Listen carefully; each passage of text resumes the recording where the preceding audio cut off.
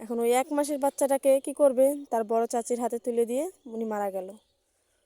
এখন সবাই কান্না করতেছে, মানে সবাই আশেপাশে সবাই কান্না করতেছে, বাড়ির যারা আছে তারা, এমনকি নিজের বেঈমান স্বামী সে কান্না করতেছে আর বলতেছে আমি যদি ঠিক মতো ওকে চিকিৎসা দিতাম বা ঠিক মতো টাইম মতো আমি ওর সেবা যত্নটা করতাম, তাহলে হয়তো আজ আমার বাচ্চার মাটাই মানে বাচ্চাটা মা হারা হইতো না।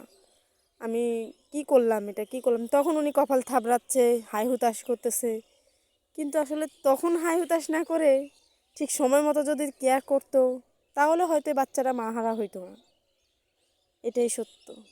তাই এখনও এই যুগেও এসে এ ধরনের মানুষ আছে, আসলে নিজের চোখে না দেখলে বুঝতেই পারতাম না যে এখনও এমন জ্বরের মানুষ আছে, এরকম এখনও এই যুগে এসেও। যাই হোক, আমার গল্পের এটা একদম আমাদের নিজেদের গ্রামের কাহিনী, একদম মানে নিজের চোখে দেখার জিনিস, তাই আপনাদের সাথে শেয়ার করলাম।